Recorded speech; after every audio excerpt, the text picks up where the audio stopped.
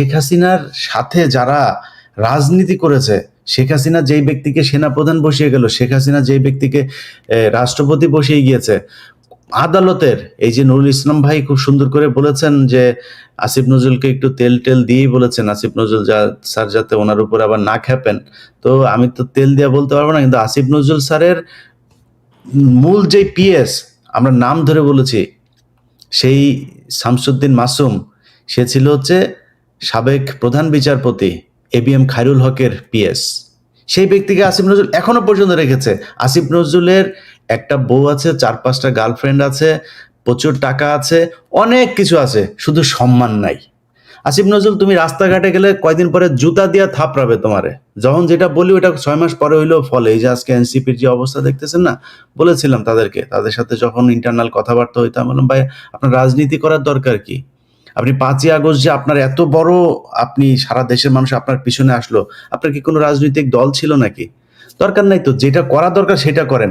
মানুষ এমনিতেই নির্বাচনের আগে বলতেন আমরা ভোটে দাঁড়াবো, এমনি ভোট দিত আপনারে।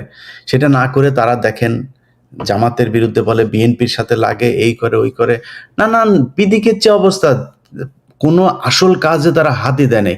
তারপরে টাকা পয়সার সাথে তো মিলে গিয়েছে, সেগুলো নিয়ে এখন আর বলি না। কারণ ওই যে বললাম 5 তারিখে আজকে যে কথাগুলো বলছি, রফিকুল ইসলাম মাদানি, আসিফ আদনান কিংবা আব্দুল্লাহ ইবনে নুরুল ইসলাম, ওনারা যারা আমার সাথে লাইভে কথা বলছেন, এই মানুষগুলো আমার সাথে লাইভে কথা বলারও সাহস পায় নাই আগে। তারপরেও কথা বলছি, বলার সুযোগ পাচ্ছি, এইটুক কারণে একটা সম্মান তাদের প্রতি আছে। তো যাই হোক, আওয়ামী লীগ যেই কারণে এই আজকে শেখ হাসিনার কোনো পরিবারের আত্মীয়স্বজন 14 গোষ্ঠী, বাইতুল মুকাররমের খতিব থেকে শুরু করে ইউনিয়নের চেয়ারম্যান সবাই পলাতক, নামও বলতে পারে না, সবাই নানানভাবে চেষ্টা করে। আমি বিএনপি করতাম, আমি আওয়ামী লীগ করতাম, মনে মনে আওয়ামী লীগ করলেও মনে মনে বিএনপি করতাম। 1 বছরে এখনো পর্যন্ত আলেমদেরকে ছাড়া হয়নি। বিশেষ করে সন্ত্রাস দমন আইনে যে মামলাগুলো ছিল, প্রতিটি মামলায় এই সন্ত্রাস দমন আইনটাই শেখ হাসিনা বানিয়েছিল শুধুমাত্র আলেমদেরকে শায়েস্তা করার জন্য। সেই মামলার যেই কটা মামলা আছে সব মামলা সেইভাবেই চলছে। একজনকে জামিন দেওয়া হয়, জামিন দিলে আবার ফের স্টে অর্ডার দেওয়া হয়। এইভাবে তাদেরকে জেলখানার ভেতরে রাখা হচ্ছে। অল্প গুটি কয়েক, একদম ঘটনা 5 তারিখের পরপর কিছু আলেম বের হয়েছে, তারপরে আর তেমন কাউকে বেরোতে দেওয়া হয়নি। কোর্ট আদেশ দিচ্ছে, তারপরে ডিজিএফআই নিষেধাজ্ঞা দিচ্ছে, ওইদিকে এটিও, অ্যান্টি টেরোরিজম ইউনিট যেটা আছে, তারপর হচ্ছে সিটিটিসি আছে, এগুলো সব প্রধান প্রধান জায়গায় বসে আছে। এখনো সেই জঙ্গি বিশেষজ্ঞ নাটক প্রণেতা যারা ছিলেন তারাই এই সংস্থাগুলো চালাচ্ছেন। আসসালামু আলাইকুম। প্রিয় দর্শক, আমরা শিরোনাম দেখে বুঝতে পারছেন কি বিষয় নিয়ে কথা বলবো। ঘটনা হচ্ছে বাংলাদেশ স্বৈরাচার মুক্ত হয়েছে 1 বছর হলো। এই 1 বছরের ভেতরে আমরা অনেক স্বপ্ন দেখেছি। আমরা নুরুল ইসলাম ভাই, এটা একটু অফ থাকুক আপনার। আমরা অনেক স্বপ্ন দেখেছিলাম যে এই দেশটা ভালো কিছু হবে।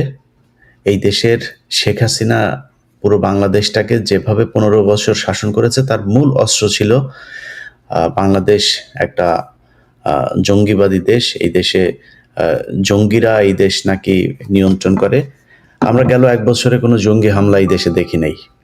এখন আর কোনো জঙ্গির উৎপাতও নাই। এমনকি শেখ হাসিনা যেই সময়টাতে ছিল, সেই সময়টাতেও আমরা শুধু বোম, ককটেল এগুলো নিয়ে দেখেছি যে পুলিশ ধরছে, বিভিন্ন জায়গা থেকে আলেমদেরকে আটক করছেন। কোথাও কোনো হামলার ঘটনা আমরা হতে দেখি নাই। বাংলাদেশ অত্যন্ত লিবারেল একটি কান্ট্রি। এখানে এক্সট্রিমিস্ট তাদের কোনো স্থান নেই এবং এটা কখনো ছিল না। যদি কেউ করতে চায়ও, সেটা এই দেশের সরকার সবসময়ই ব্যবস্থা নিয়েছে, আমরা বিএনপির সময় দেখেছি। তো তার ধারাবাহিকতায় ইউনূস সরকার আসার পরে আমরা এটার অনেক ভালো একটা কিছু স্বপ্ন দেখেছিলাম। তো আমরা দীর্ঘদিন ধরে এই বিষয়গুলো নিয়ে কথা বলছি। আমি একজন ভাই, আমার ইউটিউবের টাকা টোকা এগুলোর ছাড়া আমার চলে না। আমি একমাত্র ইউটিউবের টাকা খাই। আর এই দেশে যত ইউটিউবের আর ফেসবুকের লোকজন আছে, কারোর মনিটাইজেশনও নাই, কেউ টাকাও ইনকাম করে না। আমি শুধু টাকার জন্য ভাই এইসব করি। তো এখন পর্যন্ত নিজেরে মানে সরকারের কাছে আমার কাছে মনে হচ্ছে যে সে আগের মতোই, আমি শত্রু অবস্থাতেই আছি। আমাকে এখনো শত্রু হিসাবে ধরে নেওয়া হচ্ছে। এর কারণ হয়েছে আমি যারা এখনো বন্দী আছে তাদেরকে নিয়ে কথা বলি, বিডিআরকে নিয়ে কথা বলি। ওই ফেনীতে ১৬ জনকে আপনি আটকে রেখেছেন, সেটা শুনানি দেওয়া হচ্ছে না। আসিফ নজরুল সহ যেসব লোকজনকে এখন আদালতে বসিয়ে দেওয়া হয়েছে তারা নিজের পকেট ভরছেন, কেউ কানাডায়, কেউ ওই দুবাইতে, কেউ তুরস্কে, বিভিন্ন জায়গায় টাকা পয়সা পাঠাচ্ছেন। এইভাবেই চলছে দেশ। আমাদের সাথে আজকে যে কজন মানুষকে আপনারা দেখছেন সবাইকে মোটামুটি চেনেন। নুরুল ইসলাম ভাই যদিও একটু পর্দার অন্তরালে থাকেন। আমি রফিকুল ইসলাম মাদানী, ওনার ব্যাপারে পরিচয় দেওয়ার কিছু নেই। আসিফ আদনান ভাইয়ের ব্যাপারেও ওনাকে সরাসরি না দেখলেও ওনার কথা অনেক শুনেছেন। তিনি মূলত একজন প্রকাশক, লেখক, এবং তিনি এই মুহূর্তে পিএইচডি করছেন মালয়েশিয়ার একটি ইউনিভার্সিটি থেকে। তার উপরে নতুন করে একটা জুলুম তৈরি হয়েছে।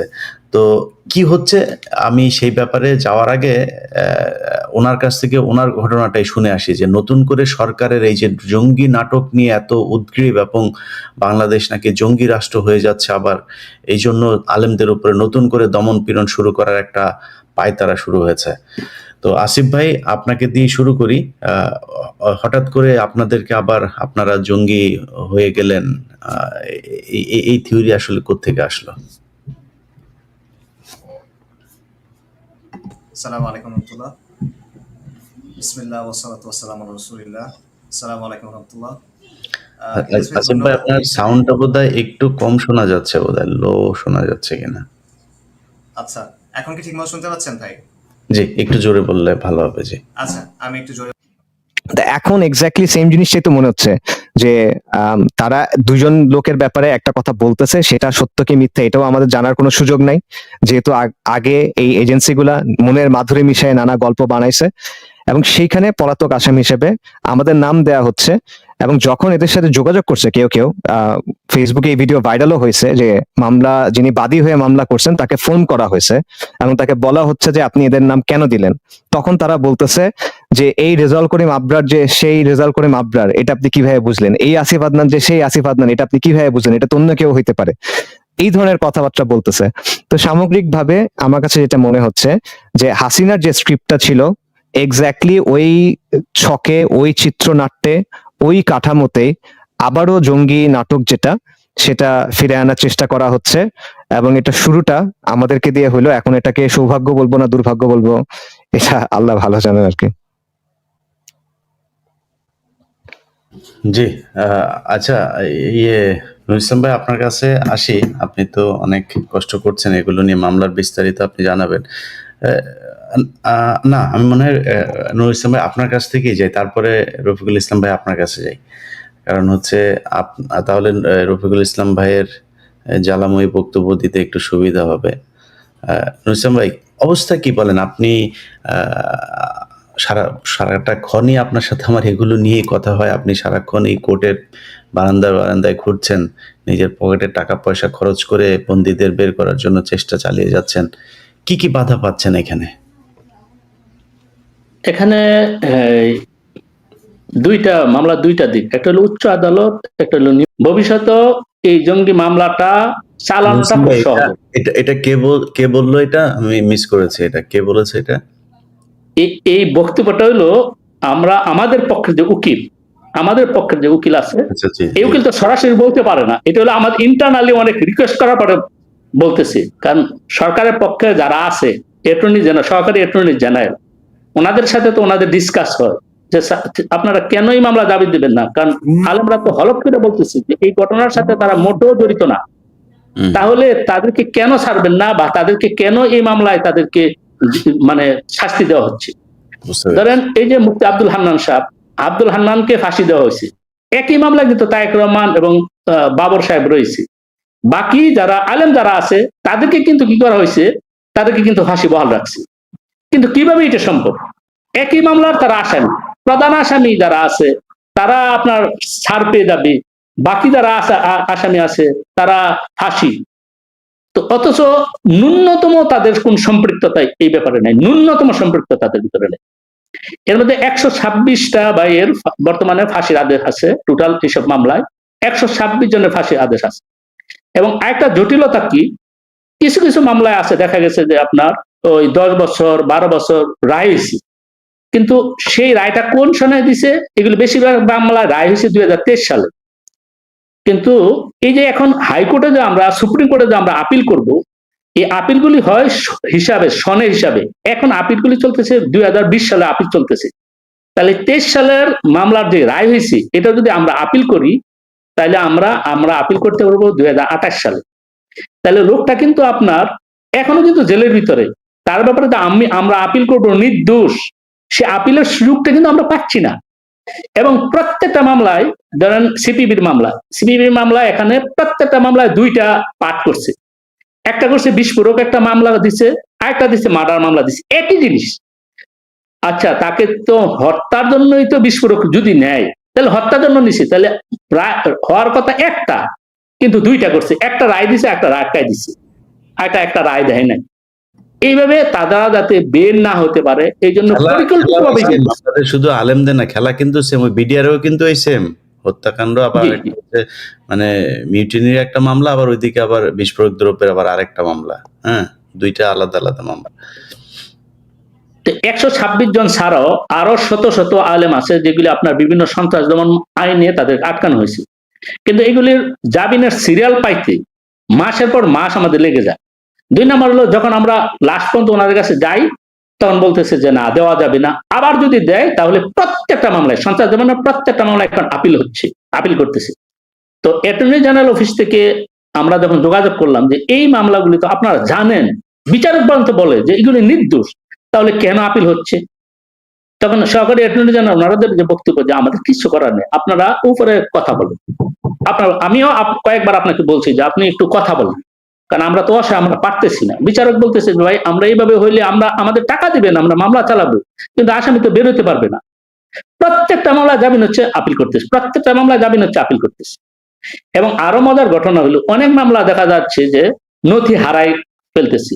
এই যে নথি হারাই ফেলতেছে, এই জন্য মামলা শুনানি হচ্ছে না, রায় দিতে পারতেছে না। এই ব্যর্থতা কি আসামির না রাষ্ট্রের? আমরা কার কাছে চাইবো, কার কাছে বিচার চাইবো? আমাদের তো কেউ নাই, আমাদের কথা শোনার তো কেউ নাই। এইভাবে শত শত লোক এখনো জেলে দিত। এবং সবচেয়ে মজার কথা হলো, আইন উপদেষ্টা মহোদয় উনি চেষ্টা করছে, উনি আমাদের লাস্টে মামুনুল হক সাহেবের বড় ভাইকে নিয়ে গিয়েছিলাম, কিন্তু ওনার কথাও মনে হয় যে যারা বিচারক আছে, অধস্তন বিচারক আছে, তারা মনে হয় ওনার কথা শুনতেছে না। কারণ হলো, আমার যেটা ধারণা, আমার ব্যক্তিগতভাবে তো অনেক বিচারকের সাথে আমার সম্পর্ক আছে, বিচারকগুলি বেশিরভাগ হলো আওয়ামী আমলে তারা নিয়োগপ্রাপ্ত হয়েছে, এবং তারা এইসব মামলায় জামিন দিবে না, এটা একদম স্ট্রিক্টলি কথা যে আমরা এইসব মামলায় জামিন দিব না। নিম্ন আদালতে জামিনের কোনো রাস্তাই খোলা রাখে না, জামিন দিবেই না, দিবে না। আমরা অনেক একজন অসহায় মানুষ, ওনার কোনো ক্ষমতা নাই। জি ভাই, বুঝতে পেরেছি। রফিকুল ইসলাম মাদানি, আপনার কাছে যাই। ভাই, আপনারা আলেমরা তো যখন আমরা দেখি বিভিন্ন ইউটিউব, ফেসবুকে আপনাদের অনেকের বক্তব্য দেখি, আজকে মনে হয় একটু সরাসরি বলি, হ্যাঁ, একটু কিছু কষ্টের কথা। আপনাদের মামুনুল হক সাহেব যখন বক্তব্য দেন, ওনার আশপাশের লোকজন স্টেজ থেকে পড়ে যাওয়ার অবস্থা হয়ে যায়। হ্যাঁ, যেই ধমক উনি দেন। জেলখানায় ছিলেন, জেলখানায় কেন গিয়েছিলেন সেটাও আমরা জানি। আপনি সারা দেশে মোদি বিরোধী আন্দোলনের লোকজনকে আপনি রাস্তায় নামাই দিলেন, এরপরে আপনি গার্লফ্রেন্ড নাকি বউ নিয়ে আপনি ইয়েতে গেলেন, রিসোর্টে গেলেন। তো আপনার এত যৌন উত্তেজনা উঠে গেল, আপনি তখন এমন পরিস্থিতিতে আপনি ইলিয়াস ভাই আরেকটু মানে শালীনতার সাথে বলেন, ঠিক আছে, মানে কথা যেগুলো আমরা থামাবো না আপনাকে, কিন্তু আচ্ছা, আরেকটু নমনীয় হয়ে বলি। মানে উনি যে এই ইয়েতে গিয়েছিলেন, মানে রিসোর্টে স্ত্রীর সাথে দেখা করতে গিয়েছিলেন, একান্তে সময় কাটাতে গিয়েছিলেন। তো এই যে উনি ওই সময় গিয়ে তারপরে ধরা খেলেন, তারপরে জেলখানায় যাওয়ার পরে যেই মানুষগুলো, কেন বললাম জানেন কথাগুলো কেন বলছি, কারণ ওই জেলখানার মানুষগুলোর পরিবারের সাথে নানানভাবে আমি কিন্তু সম্পৃক্ত। যারা ওনাকে আপনি নিজে জেলে ছিলেন, আপনি জানেন সেখানে পানির স্বল্পতা, গোসল করার, উজু করার জন্য পানি পাওয়া যায় না। অনেকের গোসলের পানি, 2-3 জনের পানি ওনাকে দিয়ে দিয়েছেন। বাড়ির থেকে একটু খাবার গিয়েছে, সেই খাবার হুজুরকে দিয়েছেন। এই মামুনুল হক বের হয়ে কারোর কথা মনে রাখে নাই। যদি মনে রাখতো, আপনাদের এই আলেমরা যদি, আপনারা যারা জেল থেকে বের হয়ে এখন বাইরে আছেন, হেলিকপ্টারে চড়ে চড়ে বিভিন্ন জায়গায় মানুষকে বুঝাইতে যান, আপনারা যদি মনে রাখতেন আজকে এই লোকগুলোর জেলখানায় থাকতে হইতো না। আমরা যদি বলেন 99% এই দেশের আলেমরা তাদের অতীত ভুলে গিয়েছে। এখন সবাই আছে কে কোন দলের সাথে মিশবে, কোন দল থেকে কয়টা আসন নিবে, এটা নিয়ে নানান ধরনের ব্যস্ততার ভিতরে আছে। এই পরিস্থিতি যদি চলতে থাকে, ছালা আবারও সবাই হারাবেন। এই দেশে জুমার খুতবা দিতে পারেন নাই, একটু মনে রাখেন। তো আপনি আমাকে সংযত হতে বলেছেন, আমি যথেষ্ট সংযত হয়েই ছিলাম এতদিন। না ভাই, আসলে আমি আপনার কথা তো আমি আটকাইতে আপনি পারবো কারেক্ট না। হুজুর, আপনি কারেক্ট, আপনি যেটা বলেছেন ওইটাই ঠিক আছে, আমি ওইটাই ঠিক। কিন্তু এই যে নুরুল ইসলাম ভাই, জানেন ভাই, আমি যে পরিমাণে তদবির এটার জন্য করেছি, এই তদবির যদি আমি অন্য কিছুর জন্য করতাম, এতদিনে অন্তত 50 কোটি টাকার মালিক থাকতাম। বাস্তব, আমি সাক্ষী এটা। অন্তত 50 কোটি টাকা। আমি যেই রাষ্ট্রের যেই পর্যায়ের মানুষের সাথে কথা বলিয়ে দিয়েছে, আপনাদের বিভিন্ন জনকে, বিভিন্ন জনের জামিনের ব্যাপারে, অনেকের জামিন হইতো না। আমি ইলিয়াস হোসেন সেখানে ইন্টারফেয়ার না করলে জামিন হইতো না, করানো হয়েছে, জামিন হয়েছে। কোনো বলেন, আপনারা জানেন, বলেন কারোর কাছ থেকে কোনো টাকা পয়সা চেয়েছি, পকেট থেকে দিয়েছি আমি। নুরুল ভাইকে জিজ্ঞেস করেন, আমার পকেট থেকে লক্ষ লক্ষ টাকা দিয়েছি আমি গরিব মানুষ, আল্লাহ আমাকে যতটুকু সামর্থ্য দিয়েছে চেষ্টা করেছে। এগুলি অনলাইনে সোশ্যাল মিডিয়াতে বলিও নাই, বলার বিষয়ও না। কিন্তু এই দেশের আলেম সমাজের দায়িত্বটা কি? আপনাদের কারণে সেই মানুষগুলো এখনো পর্যন্ত জ্বলে, মানে জেলখানায় আছে। বিশ্বাস করেন, যদি ভুলে যেতে পারতাম, এগুলো নিয়ে যদি খারাপ না লাগতো, আপনারা কেউ যদি এই মানে না করতেন, তাইলে এগুলিতে যাইতাম না। এখন খারাপ লাগে, আমার খারাপ লাগে। এখন কি করব? অনেক মানুষ, এই যে আপনারা 3 জন দাড়ি টুপিওয়ালা মানুষ আছেন না, আমি যেখানে বসে আছি, এখানে বসে আপনাদেরকে নিয়ে কথা বলতেও অনেকে না করেন। ভাই, আলেমদেরকে আপনি আপনার ইউটিউব চ্যানেলে আয়না খায়া ফেলবে। আরে ভাই, আমি দুনিয়ায় 1 সেকেন্ড বাঁচতে পারবো না আল্লাহ না চাইলে। কত বিপদ আল্লাহ কত বিপদ দিয়েছেন, আল্লাহ সেটা কাটিয়ে দিয়েছেন। তো এগুলি নিয়ে কেয়ারও করি না। কিন্তু কথা হইলো যে, আপনি আলেম, আপনার আরেকজন আলেম সহকর্মীকে, আপনি সহযোদ্ধাকে আপনি জেলখানায় রেখে আসলেন। আপনার ইচ্ছা করেন ওই মানুষটা জেল থেকে বের হোক? যদি সত্যি হয়, আমি যে কোনো জঙ্গিবাদের বিরুদ্ধে, কেউ যদি আসলে জঙ্গি হয়ে থাকে তারা বিচার করেন। এই যে নুরুল ইসলাম ভাই কথাগুলো বললো, ভাই নতি হারিয়ে গিয়েছে সেই জন্য সে জেলে। এই যে ফেনীর ঘটনা, এখন জানে যে ফেনীর ঘটনাটা এখন কোর্টে উঠলেই সেটা হয়ে যাবে। প্রতিটা ঘটনায় ম্যানুয়ালি অ্যাটর্নি জেনারেলকে বলা লাগে, ওনাকে বলা লাগে, কেন বলা লাগবে কেন রে ভাই? আপনি সেই মানুষগুলির রক্তের উপর দাঁড়িয়ে তারপরে আজকে আপনি এই চেয়ারে বসেছেন। জীবনে কোনোদিন আপনি আইন উপদেষ্টা হইতে পারতেন, জীবনে আপনি জাজ হইতে পারতেন, যে জায়গায় আপনারা আছেন ভুলে গেলেন। তো এই জন্য খারাপ লাগে ভাই। কিছু এই যে আমি যখন মানে আসিফ নজরুলকে নিয়ে যখন কথা বলি, এমনিতেই তো আসিফ নজরুলের বিরুদ্ধে যায় নাই ভাই। 5 তারিখের পর থেকে বারবার তাকে বলা হয়েছে যে, স্যার আপনি এই লোকগুলি ছেড়ে দেন। আর যেই কন্ডিশনে বলেন, যে ভাই বললেন যে কোনো কন্ডিশনে পাসপোর্ট রাখবেন, দেশে যাইতে পারবে না, এই জেলা থেকে ওই জেলায় যাইতে পারবে না, এই হাসপাতালে ভর্তি হইতে পারবে না, যেই কন্ডিশন আপনার ইচ্ছা হয়, এই কন্ডিশন দিয়ে আপনি জামিন দেন, তারা কোনো সমস্যা নেই। মুসলেখা লাগবে, কারোরে আপনি আটক রেখে করবেন, সমস্যা নেই, করেন, যে কোনো পদ্ধতিতে জামিন দেন। মামলাই উঠায় না, জামিন তো বহু দূরের কথা। এইভাবে চলছে এই দেশ। তো আমি ইয়ের কাছে, রফিকুল ইসলাম ভাই, আপনার কাছে, আপনি আলেমদের রিপ্রেজেন্ট করবেন আজকের এই অনুষ্ঠানে। আপনাদের আসলে মানে মানে ঘুম হয় কিনা এটা একটু জানতে চাই। আসসালামু আলাইকুম ওয়া রাহমাতুল্লাহি ওয়া বারাকাতুহু। ইন্নাল হামদালিল্লাহ নাহমাদুহু ওয়া নুসাল্লি আলা রাসূলিহিল কারীম, আম্মা বা'দ। قال الله تبارك وتعالى في كلامه المجيد وفرقانه الحميد: أعوذ بالله من الشيطان الرجيم، بسم الله الرحمن الرحيم. وقاتلوهم حتى لا تكون فتنة ويكون الدين كله لله. صدق الله مولانا العظيم. প্রিয় ভাই সাংবাদিক ইলিয়াস হোসেন, আপনাকে আন্তরিক মোবারকবাদ, ধন্যবাদ জানাই। আরো ধন্যবাদ জানাই, শুকরিয়া জ্ঞাপন করি যে আপনি আমাদেরকে কথা বলবার জন্য ডেকেছেন, আমন্ত্রণ জানিয়েছেন। সেজন্য আমার 2 আজকের অতিথি মেহমান, তাদেরকে অভিনন্দন। আমার ভাই আসিফ আদনান এবং আব্দুল্লাহ বিন নুরুল ইসলাম সাহেব, ওনাকেও, যারা দর্শক বৃন্দ আছেন দেখতেছেন, তাদেরকেও আন্তরিক মোবারকবাদ। দেখুন, আসলে বড় আফসোসের বিষয়, পরিতাপের বিষয়, কষ্টের বিষয় যে আজকে 5ই আগস্টের পরেও আপনার আসিফ আদনান কিংবা আবরার ভাইয়ের মতো ব্যক্তিদেরকে আজকে মামলায় জড়ানো হচ্ছে। এই মানুষগুলো কারা? আমি যদি বলি এই মানুষগুলো কারা, বাংলাদেশে আলেম বা ইসলামপন্থীদের মধ্যে একেবারে কয়েকটা হাতে গোনা কয়েকটা নাম বললে যে মানুষগুলো আওয়ামী লীগ সরকারের বিরুদ্ধে প্রাণপণ রাজপথে লড়াই করেছে, একেবারে সামনের সারিতে ছিল যারা, এবং আওয়ামী লীগের হিট লিস্টে ছিল যারা, এই সমস্ত মানুষগুলোর মধ্যে এই 2 জন মানুষ অন্যতম। আরেকজনও যিনি আছেন যার নামে মামলা দেওয়া হয়েছে, জাকারিয়া মাসুদ ভাই সম্ভবত, তো উনিও সরকার বিরোধী লোক, আওয়ামী বিরোধী লোক। কিন্তু আসিফ আদনান ভাই এবং আবরার ভাইয়ের কথা আমি একেবারে সুনির্দিষ্ট বলতে পারি যে আসিফ আদনান ভাই এই আন্দোলনে স্বতঃস্ফূর্তভাবে ছিলেন। হ্যাঁ, এরপরে আবরার ভাই স্বতঃস্ফূর্তভাবে আওয়ামী লীগ বিরোধী আন্দোলনে ছিলেন, স্বৈরাচার পতনের আন্দোলনে বড় ভূমিকা রেখেছেন এই মানুষগুলো। তো এই মানুষগুলো এখন 2025 সালে 5ই আগস্টের পরে জঙ্গিবাদী মামলা, কি আশ্চর্য কথাবার্তা।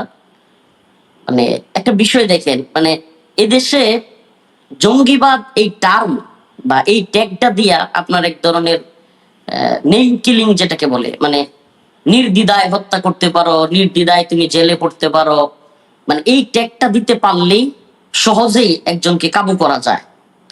কাউকে যদি থামাইতে হয় এই ট্যাগ দিয়ে দাও। এই যে হাসিনা কিংবা রয়ের যে প্ল্যানিং, এখনো সেই একই প্ল্যানিং রয়ে গেছে। এটার কারণও বলি আমি, আপনি এনএসআই বলেন, ডিজিএফআই বলেন, সিটিটিসি বলেন, এটিইউ বলেন, ওই যে সেটআপটা ছিল হাসিনা আমলে, রয়ের যে সেটআপটা, এটা কিন্তু এখনো পর্যন্ত ভাঙে নাই, এখনো কিন্তু সেই সেটআপই রয়ে গেছে।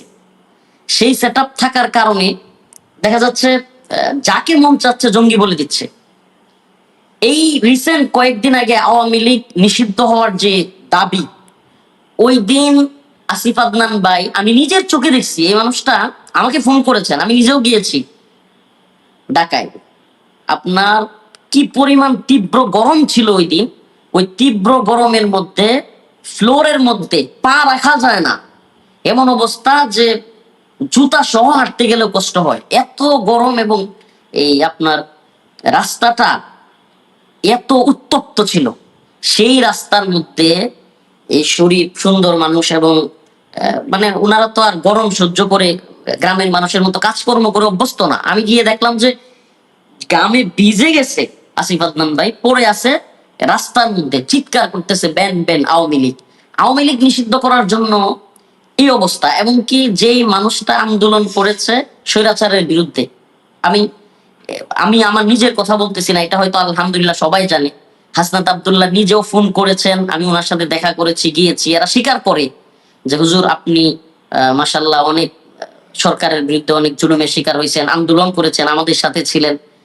তো আমরা যেই মানুষগুলো এই অবস্থায় ছিলাম, আজকে সেই মানুষগুলো আওয়ামী লীগ চলে গেল, কিন্তু আবার জঙ্গি মামলা। আল্লাহ না করুক আগামীকালকে আরো 2-4 জন আলেমের নামে, 10 জন আলেমের নামে যে জঙ্গিবাদী মামলা হবে না, এটার গ্যারান্টি কি? মানে এই খেলাটা, এই হাসিনা রেজিমের খেলাটা আজকে 5ই আগস্ট চলে যাওয়ার 1 বছর পরে, প্রায় 1 বছর পরে আবারও আমাদেরকে দেখতে হচ্ছে। আর কিছু কিছু বিষয় না বললেই না ভাই, আমাদের দেশে কিছু কিছু আলেম আছে বুঝছেন, এরা আল্লাহ মাফ করুক, অন্য কেউ বিপদে পড়লে বা ঝামেলায় পড়লে আল্লাহ মাফ করুক এদেরকে আলেম বলতেও ভুল হয়, এরা খুশি হয়। আর ভিন্ন অঙ্গনের, মানে তার মতাদর্শী না, একটু ভিন্ন মতাদর্শী, জিহাদকে ভালোবাসে, আল্লাহর পথে দিনকে বিজয়ী করার কথা বলে, দিন প্রতিষ্ঠার কথা বলে, এই সমস্ত মানুষগুলোকে আর আপনার অ্যাভয়েড করে চলে। এমনকি তার মতাদর্শের না হওয়ার কারণে, মানে মনে করেন তার দলের না হওয়ার কারণে সেও খুশি। আমি আমার কথাই বলি, আল্লাহ মাফ করুক, আজকে যারা আসিফ আদনান কিংবা রেজাউল করিম আবরার ভাই জঙ্গি মামলা হয়েছে এই বিষয়টাকে সিরিয়াসলি নিচ্ছেন না, তাদেরকে স্মরণ করিয়ে দিই। আমি ছোট মানুষ রফিকুল ইসলাম 2021 সালের মার্চ মাসের 28 তারিখ মোদি বিরোধী আন্দোলনে অ্যারেস্ট হয়েছিলাম। আমাকে 4 ঘন্টা মতিঝিল থানায় এবং পল্টন থানায় আটকে রেখে 4 ঘন্টা পর আমাকে ছেড়ে দেওয়া হয়। এর ঠিক আপনার 8 দিন পর, মানে 1 সপ্তাহ পর আবারও 6 এপ্রিল আমার বাড়ি থেকে আমাকে তুলে নিয়ে যায় র্যাব। মানে 1 সপ্তাহ ব্যবধানে 2 বার আমাকে গ্রেফতার করা হয়েছে আওয়ামী লীগ আমলে। এবং কি এদেশে অনেক বড় শায়েখ মাশায়েখ, হেফাজতের অনেক বড় নেতা, জামাতের অনেক বড় নেতা, বা এই সময় অনেক নেতা ছিল, তাদের মধ্যে আলেমদের মধ্যে প্রথম গ্রেফতার হয়েছিলাম আমি। তো আমি যখন গ্রেফতার হই, আমার এখনো স্পষ্ট মনে আছে, গাছা থানায় একজন সম্ভবত গোয়েন্দা সংস্থার কোনো কর্মকর্তা হবে, সে বলতেছিল, হুজুর বলেন তো আপনাকে সর্বপ্রথম কেন গ্রেফতার করা হয়েছে? আমার তখন মানে একেবারে কোট করতেছি, আমার এখন স্পষ্ট মনে আছে। আমি বলছি যে মানে কেন বলেন তো, মানে আমিও কৌতূহলী বশত জবাব দিলাম, আমি জানতাম ওরা কি বলবে। বলতেছে, হুজুর আপনাকে দইরা আমরা একটু টাচ করতেছি, আপনাকে দইরা টাচ করে দেখতেছি যে হুজুররা কি বলে। যদি হুজুররা ওয়াল্লাহি, মানে একেবারে আল্লাহ মাফ করুক, আমার কথা বিশ্বাস করবে জানি, আপনারাও বিশ্বাস করবেন, বা যারা শুনতেছে অডিয়েন্স, দর্শক শ্রোতাও, একেবারে আমি মসজিদের মধ্যে লাইভে আছি, মসজিদে বসে, আমার মাদ্রাসা মসজিদে, মানে ওই কথাটা ওই গোয়েন্দা সংস্থার লোক বলেছিল যে হুজুর আপনাকে ধরে আমরা টাচ করছি, যদি বুঝি যে তেমন কোনো ইয়া হচ্ছে না, তাইলে আমরা সবাইকে ধরব। একেবারে মানে 10 দিনের মধ্যে, একেবারে দ্রুত সময়ের মধ্যেই হেফাজতের সাংগঠনিক সম্পাদক আইজুল হক ইসলামাবাদী ভাই, এরপরে মাওলানা জুনায়েদ আল হাবিব সাহেব, মুফতি সাখাওয়াত হোসেন রাজি সাহেব, মুফতি মনির হোসেন কাসিমি, মাওলানা মামুনুল হক সাহেব, মুফতি মনির হোসেন কাসিমি, মুফতি আমির হামজা হুজুর, আরো যত আলেম উলামা আছে, একেবারে আমাকে কথাটা বলা আর 2-4 দিন পর থেকে আবার আমাকে দেখায়, প্রতিদিন 1-2 জন করে ধরে আর আমারে টিভির সামনে নিয়ে আমারে বসে বসে দেখায় যে এই যে দেখেন আজকে আরো 2টারে ধরছি। বলছিলাম না যে আপনারা দুইটা একটা বাস্তবতা হলো, যারা মনে করে যে এই আসিফ আদনান কিংবা রফিকুল ইসলাম মাদানী, হারুন ইজহার, মাহমুদ হাসান গুনবি, বা এই জাতীয় যারা কিনা দাওয়া জিহাদের পক্ষে কথা বলে, হ্যাঁ, তো এদেরকে কোনো কিছু করে ফেললে যারা, আল্লাহ মাফ করুক, যে সমস্ত লোক খুশি হয়, সেই সমস্ত লোক মনে করে যে তাদেরকে ধরবে না। আরে ভাই, আমরা আমেরিকা বলেন, ভারত বলেন, এই পশ্চিমারা কিংবা ভারতের শত্রু আসিফ আদনান কিংবা রেজাউল করিম আবরার না। এই পশ্চিমারা এবং এই ভারতের শত্রু হলো ইসলাম, এই দাড়ি টুপি, এই ইসলামী মূল্যবোধ, এই ইসলামী শরিয়া, এটা হলো তাদের একটা বিরাট বড় শত্রু। এটা তাদের এজেন্ডা যে আমরা প্রথমে জঙ্গিবাদ বলে ধরবো, তারপরে মৌলবাদ বলে ধরবো, তারপরে রাজাকার বলে ধরবো, একটার পর একটা ট্যাগিং দিব আর এই ইসলামপন্থীদেরকে ধরবো। এটা তাদের প্ল্যানিং। এবং আমি যখন রিমান্ডে ছিলাম, এই কথাগুলো আমি আবারও বলছি, আমাকে ঠিক এইভাবেই বলা হয়েছে যে হুজুর আপনাকে টাচ করছি দইরা, হালতটা দেখতেছি দেশের পরিস্থিতি কি হয়, যদি উত্তপ্ত হয়ে যায় আপনাকে ছেড়ে দিব, আর যদি না হয় তাহলে আরো হুজুরদেরকে ধরে নিয়ে আসবো। তো বাস্তবতা সেটাই হয়েছে। আজকে রেজাউল করিম আবরার ভাই, আজকে আসিফ আদনান ভাই, তারা মামলার শিকার হয়েছে।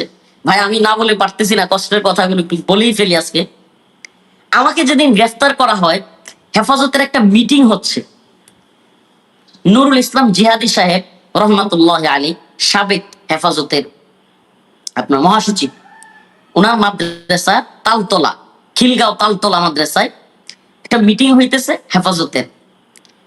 মানে আসিফ আদনান ভাই, আব্দুল্লাহ বিন নুরুল ইসলাম, ইলিয়াস ভাই, আপনাদের সবাইকে একটু আমি আমার দিকে করতেছি, কথা শোনা যাচ্ছে কিনা।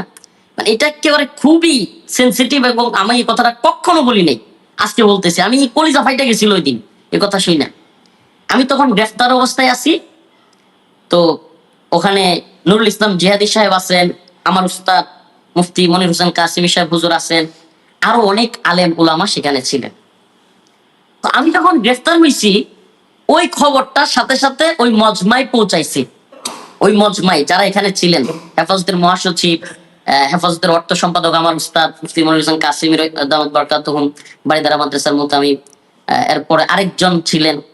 তো এখানে হেফাজতের একজন নেতা, নাইবে আমির, মানে নামটা বলতে যাচ্ছি না, উনি সরাসরি বলতেছে, হ্যাঁ বেশি বাইরে গেছিল পোলাটা, বেশি লাফালাফি করে, হয়েছে না এখন, মানে ঠিক এই কথাটা বলছে।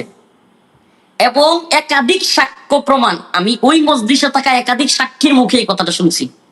কোথায় শুনছি? যখন আলেম ওলামারা গ্রেফতার হয়ে আমার সাথে সাক্ষাৎ হয়েছে, ওই সময় শুনে ফেলছি। এবং তখন আলহামদুলিল্লাহ উস্তাদ ছাত্রের ভালোবাসা সেটাই। মুফতি মনির হোসেন কাসিমি সাহেব ওনাকে থামাই দিছিলেন, ওই লোকটাকে থামাই দিছিলেন, হেফাজতের ওই নাইবে আমিরকে, যে আপনি এটা কি বলেন? সে ছোট মানুষ, শাসন করলে বিচার করলে আমরা করব, যা বলার আমরা বলবো। তখন মুফতি মনির হোসেন কাসিমি সাহেব হুজুর হেফাজতের মহাসচিবকে বললেন যে আপনি একটু গাজীপুর, যেহেতু রফিক কায়না রাখছে, গাজীপুর কোর্টে আমাদের হেফাজতের নেতা কর্মীদেরকে একটু পাঠান। ভাই আল্লাহর কি কুদরত, যেই নাইবে আমির আমাকে এই কথাটা বলছিল, মানে 20 দিন যাইতে পারে নাই, আল্লাহর কুদরতে তিনিও জেলখানায়, মানে তারও ধরছে। পরবর্তীতে আমি ওনাকে দেখে দেখে হাসতাম, আর যারা সেখানে মজলিসে ছিল তাদেরকে বলতাম, দেখেন আল্লাহর ফাইসালাটা। উনি গোয়েন্দা সংস্থার সাথে ডিল করে চলতো, উনি তাদের সাথে মানে খুব ভালো সম্পর্ক রাখতো, এনএসআই বা বিভিন্ন সংস্থার সাথে। হ্যাঁ, আর আমাদেরকে দেখতে পারতো না, আমরা যারা সরকার বিরুদ্ধে আন্দোলন করতাম, কথা বলতাম, তাদেরকে দেখতে পারতো না। বিশেষ একটা কারণও আছে, আল্লাহ মাফ করুক, আমি ছোট মানুষ, অযোগ্য মানুষ, অনেক বড় যোগ্য আলেম বা অনেক বড় শাইখুল হাদিস বা অনেক বড় কোনো বিশারদ না, কিন্তু আমি ছোট মানুষ হওয়ার পরেও আমাকে দেশের এত মানুষ ভালোবাসে, এত মানুষ আমার প্রোগ্রামে আসে, এইগুলো অনেকের কাছে, এটা একটা ভাই বাস্তবতা বলি, আল্লাহ মাফ করুক, এটা অনেকের কাছে একটা হিংসার কারণ। মানে অনেক হুজুরদের দেখছি আমি বক্তব্যে গেলে, ভাই আমি তো কাউকে বলি না, শ্রোতারা জজবা দেখায় লাপায়া উঠে কিংবা স্লোগান ধরে, তো ওই হিংসুক যেই হুজুর কয়েকটা আছে, এরা দেখা যায় খুব রাগান্বিত হয়। তো এই লোকগুলোর মধ্যে একজন ছিলেন এই নাইবে আমির। তো ভাই কথাটা আমি বলতাম না যে ওই লোকগুলো আমাকে গ্রেফতার করার পর খুশি হয়েছে 1-2 জন, যে কি বেশি বাড়াবাড়ি করে, পোলাটা বেশি লাফালাফি করে। পরবর্তীতে আমাকে কারাগারে গিয়ে বলতেছে যে হ্যাঁ তুমি কসুর প্রধানমন্ত্রী বললা, এটা কি যায় একজন প্রধানমন্ত্রীর সাথে? আমার গিয়া মানে বাইরে তো দালালি করছেই, এরপরে আমাকে ধরছে, খুশি হয়েছে, জেলখানায় গিয়ে আমার প্রশ্ন করতেছে, হ্যাঁ তুমি কসুর প্রধানমন্ত্রী বললা, এটা কি যায় একজন প্রধানমন্ত্রী? আমি বলছি, আমি আল্লাহ মাফ করুক, আমি সরাসরি যেটা বলছি ওনাদেরকে এটাই বলি, আমি বলছি আমি কি আপনারা বলছি কসুর প্রধানমন্ত্রী? না, আমি কাকে বলছি? শেখ হাসিনাকে বলছি, যে আলেমদেরকে জেলখানায় নিতেছে, যে আলেমদেরকে মারতেছে, যে হেফাজতের শাপলা চত্বরে অগণিত ছাত্রদেরকে হত্যা করছে, যে বুটবিহীন নিশিরাতের বুটে নির্বাচিত হয়েছে, তারে কসুর প্রধানমন্ত্রী বললে আপনার গায়ে লাগে কেন? আমার কিন্তু ভাই এই জন্য মানে এই তথাকথিত মুরব্বী গুলো আমরা দেখতে পারে না, মানে আমি এই যে চটাং চটাং একেবারে মুখের উপর কথা বলে ফেলি, তো দালালি বাটপারি আমার সামনে চলে না। তো মানে সব তো মানে আল্লাহ মাফ করুক, অধিকাংশ হলো অমুক দল তমুক দলের মুরব্বী, ইসলামিক দল, বেশিরভাগ মুরব্বী আল্লাহ মাফ করুক আমাদের দেশে হালত বলি, বেশিরভাগ হলো দালাল আর বাটপার, বেশিরভাগ মানে আকসার, মানে অল্প সংখ্যক মুষ্টিময় মুরব্বী হাতে গোনা আছে যারা কিনা আওয়ামী লীগ বলেন, বিএনপি বলেন, কারোর সাথে আলহামদুলিল্লাহ আমাদের মুরব্বীদের কয়েকজন আছে যারা কিনা কখনো আপোষ করেন নাই। এছাড়া বেশিরভাগ মানে এদের নাম বললে লিস্ট অনেক লম্বা হবে, মানে কথাটা অনেকটা এরকম যে লোম যদি বাঁচতে যায় কম্বল তো থাকবে না, লোম যদি বাঁচতে যায় কম্বল তো থাকবে না। এখন হুজুর আপনারা জিজ্ঞেস করি শেষ প্রশ্নটা, সেটা হচ্ছে যে মানে করণীয় কি? আপনারা আলেমরা যদি এইভাবে ধরেন, আগে আপনি যেটা আমি বললেন, আসতেছিলাম, আপনারা ধরার 10 দিনের মধ্যে তাকে ধরে নিয়ে ইলিয়াস ভাই, গিয়েছেন, আজকে আমি 80 আসতেছি। মনে করেন ধরলো, ধরার পরে আপনাদের মানে এই যে ওনার বিরুদ্ধে মামলাটা হলো, এটা নিয়ে যদি আপনারা অ্যাকশনে না যান, কালকে তো আপনাদের বিরুদ্ধেও সেই একই হ্যাঁ আমার নামে আগামী দিনে আল্লাহ মাফ করুক আমার নামে মামলা হবে, আল্লাহ যদি না করে, আল্লাহ না করুন, আসিফ আদনান ভাইকে অ্যারেস্ট করে। আপনি দেখেন একটা খুব একেবারে পয়েন্ট আকারে অ্যারেস্ট করা তো বহু পরে ভাই, অ্যারেস্ট করা তো এইসব স্বপ্ন দেখে লাভ নাই, কিন্তু কথা হলো এই যে মামলার ভিতরে যে নাম এইটা করা, এই যে সেই একই ধরনের ষড়যন্ত্র, মানে এইটার করার পরে যদি নাকি মনে করেন আপনারা চুপ থাকেন, তাহলে তো এইভাবে আপনাদেরকে সবাইকে জড়াইতে থাকবে। এবার কনফার্ম। তো ভাই আমি ইলিয়াস ভাই আমি একটু শেষ করি, সেটা হলো আসিফ ভাইয়ের বিষয়টা বলি। আসিফ ভাইয়ের মানে প্রথমত হলো মামলাটা দেওয়ার কারণটা ভাই তো একটা ব্যাখ্যা করছেন, আমি বলি মানে আসিফ ভাইয়ের মামলা দেওয়ার কারণ এবং আবরার ভাইয়ের মামলা দেওয়ার কারণ একটু ভিন্ন।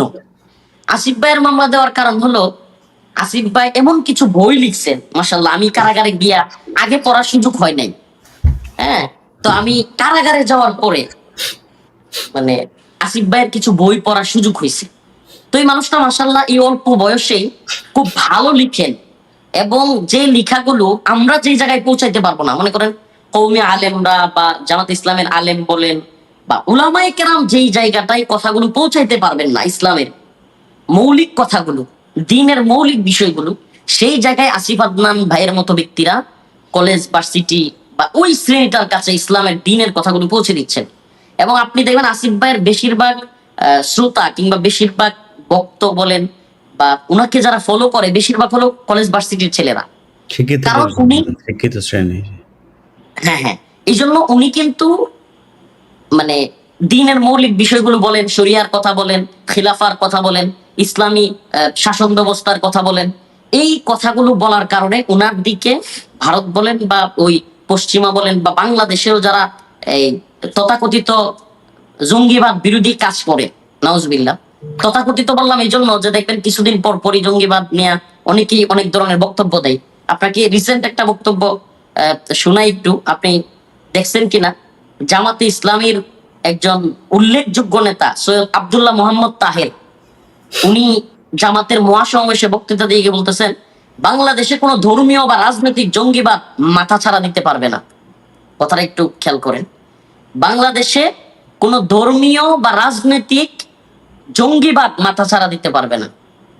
ভাই আপনার জঙ্গিবাদ নিয়ে এত মাথা ব্যথা, বাংলাদেশে জঙ্গিটা কোথায়? আসিফ আদনান ভাই জঙ্গি?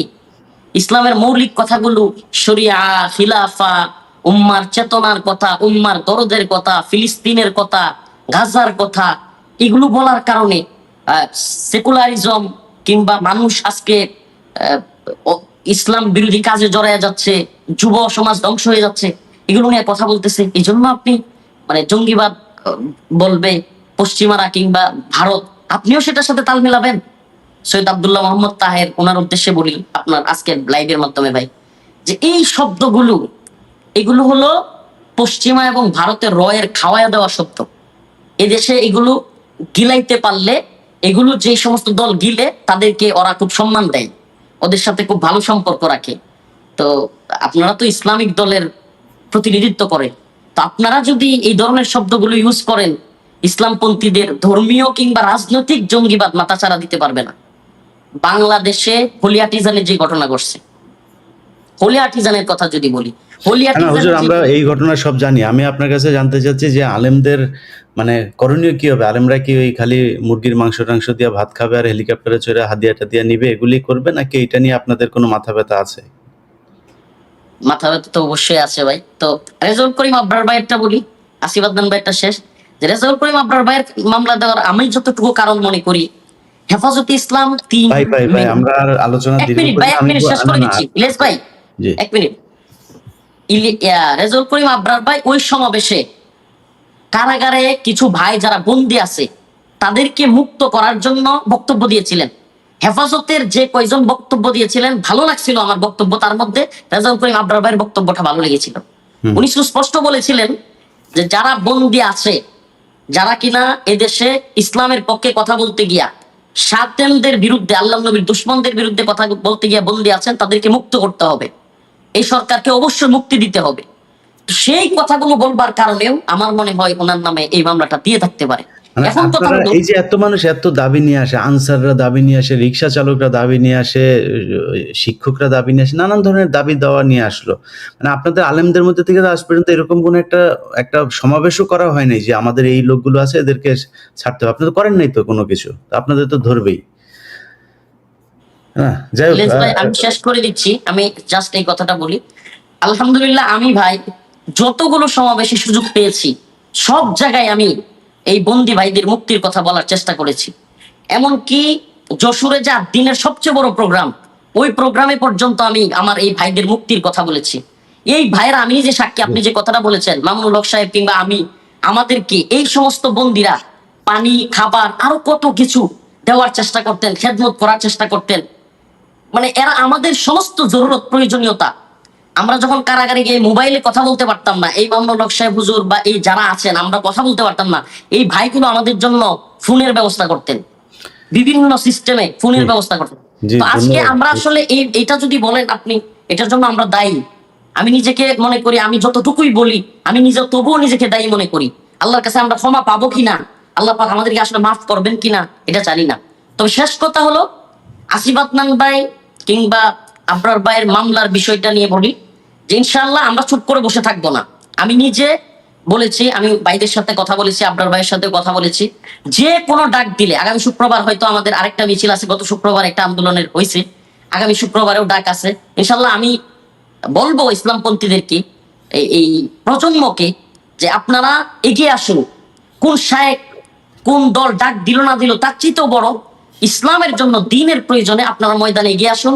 ইনশাআল্লাহ আমরা তরুণ প্রজন্ম আপনাদের সাথে আছি, থাকবো ইনশাআল্লাহ। জি ইলিয়াস ভাই, আমি কিছু কথা একটু বলতে চাচ্ছিলাম। জি প্লিজ। জি আফান।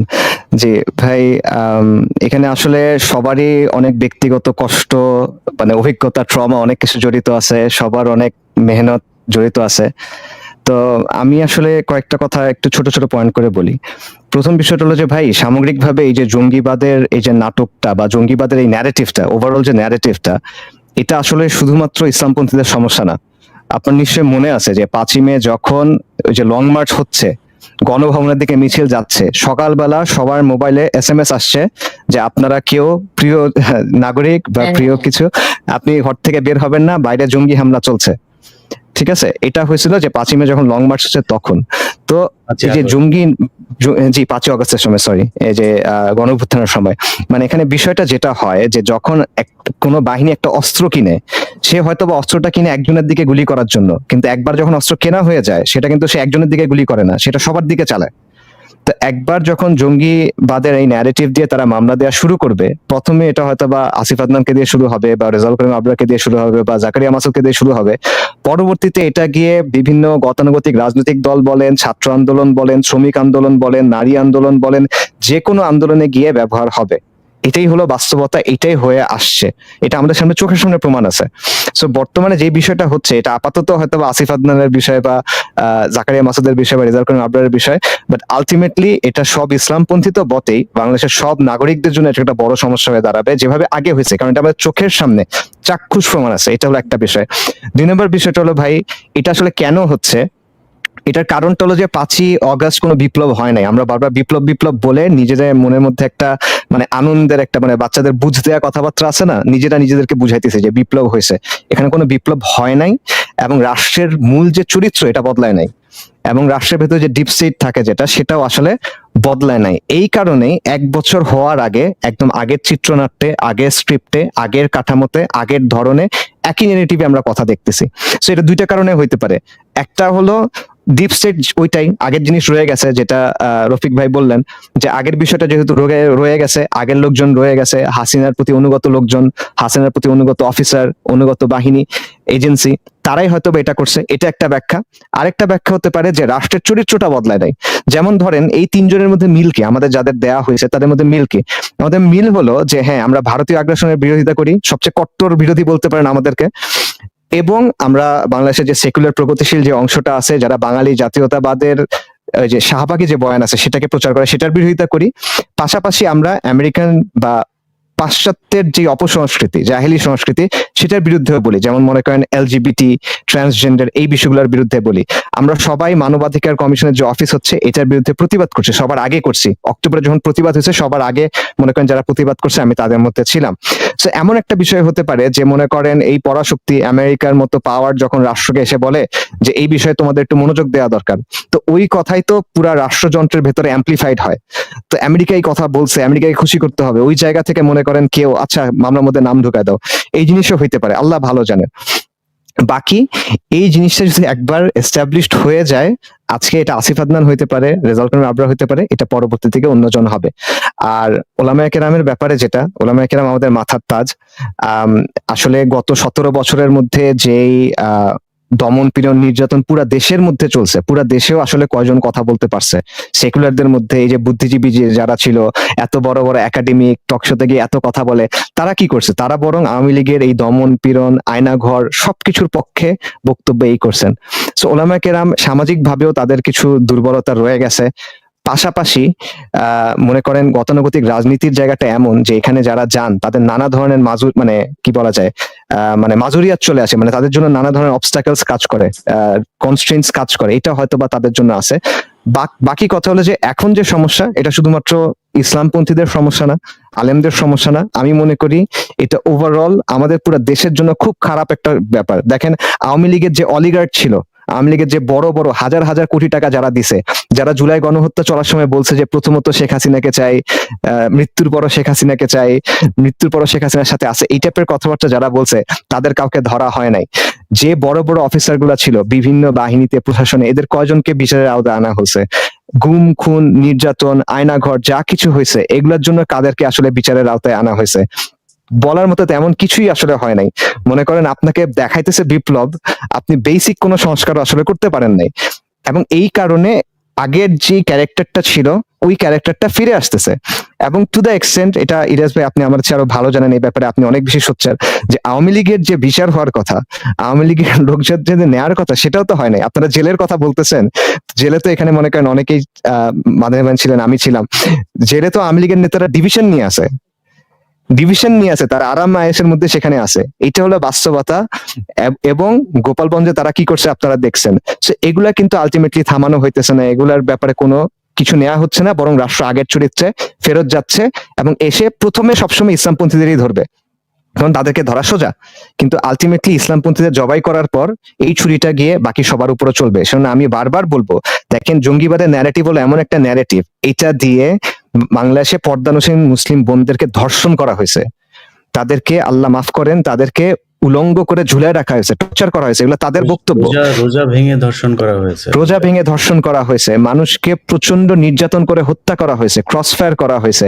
এই ন্যারেটিভ দিয়ে একটা গণ অভ্যুত্থানের সময় মানুষকে বলা, ওটাকে মানে নাকচ করার চেষ্টা করা হয়েছে। কোন লোক বাদ নাই, মনে করেন একদম সেকুলার পান নাস্তিক, তারেও জঙ্গি বলে মারছে, এরকমও ঘটনা ঘটছে। তো এটা একটা অস্ত্র যেটা সে আপনার বিরুদ্ধে ব্যবহার করবে। তো এই জায়গাটাতে সামগ্রিকভাবে আসলে সবার সোচ্চার এবং সতর্ক হওয়াটা খুবই জরুরি। আমি নিজে একটু সংকোচ বোধ করি, যেহেতু আমার নিজের নাম এখানে আছে, বারবার নিজের ব্যাপারে বলতে এই লাগে, বাট বাস্তবতা হলে এটা আসলে সবার জন্য একটা প্রবলেম হয়ে দাঁড়াবে, এটা খালি আমার জন্য ব্যাপারটা। জি শুকরিয়া। জি শুকরিয়া ভাই। ইউনুস, আপনার সরকারকে আমি একটা জিনিস বলতে চাই, আমরা আপনাদের প্রতি অনেক ভালোবাসা দেখিয়েছি ফর নাথিং, আমাদের এমন কিছুই চাইও নাই, যদিও এমন কিছুই দেন নাই বা এমন কোনো বক্তব্য আমাদের শুনেন নাই।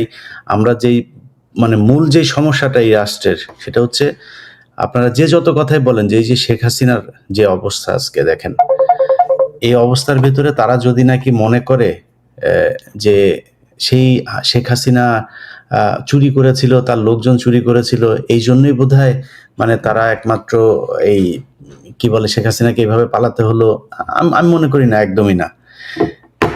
এই গত 15 বছর শেখ হাসিনা জাস্ট প্রতিটা জায়গায় একদম সরাসরি আল্লাহর বিরুদ্ধে যুদ্ধ ঘোষণা করেছিল এবং আল্লাহর বিরুদ্ধেই তারা যুদ্ধ করেছে সব জায়গায়। দেখেন সেই বিডিআর হত্যাকাণ্ডের ঘটনার পরে কি করলো তারা, মেজর জিয়া সহ কয়েকজন দেশপ্রেমিক কমান্ডো অফিসার থেকে শুরু করে দেশপ্রেমিক বিডিআর এই সেনাবাহিনীর ঊর্ধ্বতন কর্মকর্তা, তাদেরকে তারা জঙ্গি সাজালো, নানান ওই তাপসের উপরে গ্রেনেড হামলা, সব জায়গাতেই মানে জঙ্গি, সব জায়গায় জঙ্গি। এরপরে কি করলো যে এরা হচ্ছে অমুক হুজুরের সাথে দেখা গিয়েছে, এই যে এই জায়গাতেও এই যে আদনান ভাইয়ের যে ঘটনা, আদনান ভাই, আবরার ভাই, এই ওনাদের সবার হচ্ছে এই এক ব্যক্তি পাকিস্তানে গিয়েছিল, তার সাথে ওনার ছবি আছে, এক মিটিং এ তারা একটা ছবি ছিল, এই ছবি দেখিয়ে উনিও তাহলে জঙ্গি। আর এটা তাহলে তো এই মানে শেখ হাসিনা যে পাবলিক সেমিনারের ছবি ভাই, মিটিং এ না, পাবলিক সেমিনারের ছবি, পাবলিক সেমিনার, সেটাই মানে পাবলিক সেমিনারের একটা মিটিং বা কিছু একটা ছবি। এখন সেটার কারণে যদি হয় তাহলে এই যে তাদের মানে যেই চেষ্টা বিএনপি সাজার কিংবা যেমন কালকে বাগেরহাটের এক ব্যক্তি মোল্লা মুজিবর, সে এখন হাত পাখায় গিয়ে যুক্ত হয়েছে, দাড়ি রেখেছে, কয়টা দাড়ি রেখে এখন তিনি নাকি চরমনাই করেন, তার ওই ছবি টবি সব আমি আমার ফেসবুকে দিয়েছি। এই যে বিশাল লানত, এটার কারণ কিন্তু দুর্নীতি করেছে এই জন্য না, সেটার জন্য যদি হয় আমার মনে হয় এখন যা হচ্ছে আগের চাইতে আমার মনে হয় ডাবল হচ্ছে। যদিও খাতগুলো ছোট, গরুর হাট, টেম্পো স্ট্যান্ড এগুলো অনেক কিছু আমরা শুনি, কিন্তু খাত ছোট হইলেও দুর্নীতি কিন্তু ব্যাপক আকারে হচ্ছে। তো সেইটার কারণে হইলে তো আমরা শেখ হাসিনাকে সরানোর দরকার ছিল না। শেখ হাসিনার বিরুদ্ধে এই এতদিন কথা বলার একমাত্র কারণ সেটা হচ্ছে ভারত, একমাত্র কারণ হচ্ছে ইসলাম বিদ্বেষী যে সরকার ছিল তাদের। সেই শেপই যদি আবার ব্যাক করে তাহলে আমাদের দরকার ছিল কি এত কিছু করা? সেই শেপ যদি আসে ডক্টর ইউনূস, আপনাকে আর শেখ হাসিনাকে আমাদের একই পাল্লায় মাপতে 1 সেকেন্ডও দেরি লাগবে না। আমার বিশ্বাস সেই জায়গায় আপনারা যাবেন না। ভারতের ব্যাপারে একটা কঠোর অবস্থানে যেতে হবে। আমরা অনেক কিছু দেখছি, আপনাদের মানে একদম দৃশ্যত কোনো পরিবর্তন আমরা লক্ষ্য করছি না। এখনো পর্যন্ত ইয়ের কোনো চ্যানেলগুলোকে বন্ধ করা হয় নাই, এখনো পর্যন্ত ট্রানজিট আছে, আমাদের করিডোর আছে, সবই ভারত ভোগ করছে, আমাদের বন্দর ব্যবহার করছে, অথচ একের পর এক তারা আমাদের বিরুদ্ধে নানান পদক্ষেপ নিচ্ছে, আমরা কিছুই দেখছি না। তো এইভাবে কাজ করে আপনারা কিছু টাকা পয়সা লুটপাট করে, অনেক উপদেষ্টার খবর জানি টার্কিতে টাকা জমাচ্ছে, কানাডাতে জমাচ্ছে, এই ছাত্রদের ভেতরেও টাকা পয়সা ধুমায় জমাচ্ছে।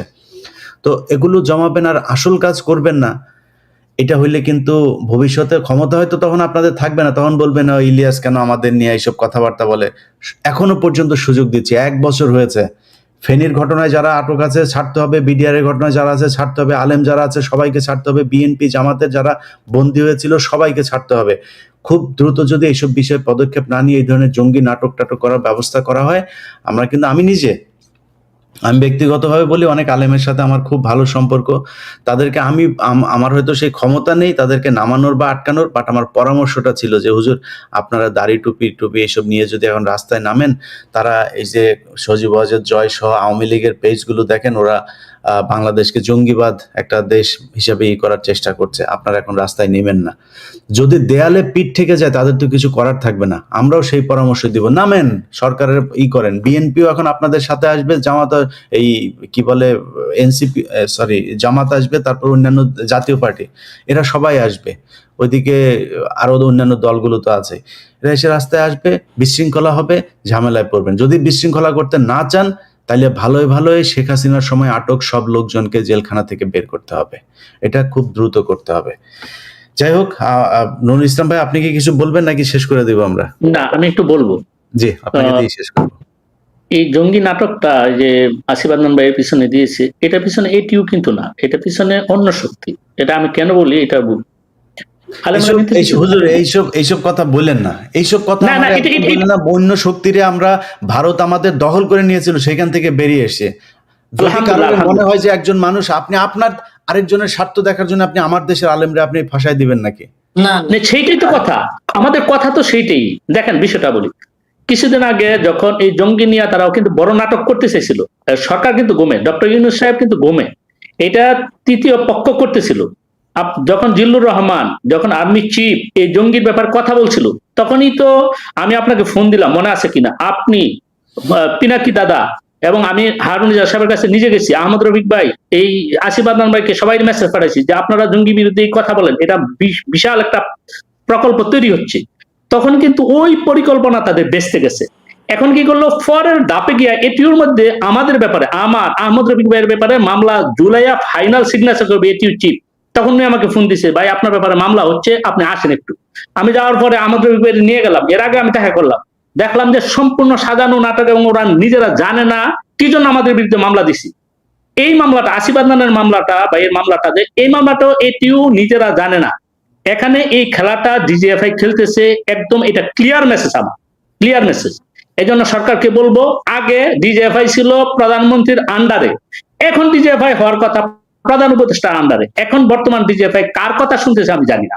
এবং আসিফ নজরুল স্যারের কাছে যখন আমরা গেছি, উনিও বললো যে দেখেন আমি চেষ্টা করবো ছাড়তে, কিন্তু আমি সবকিছু না, আমার উপরে আরো আছে। ওনার উপরে বস কে?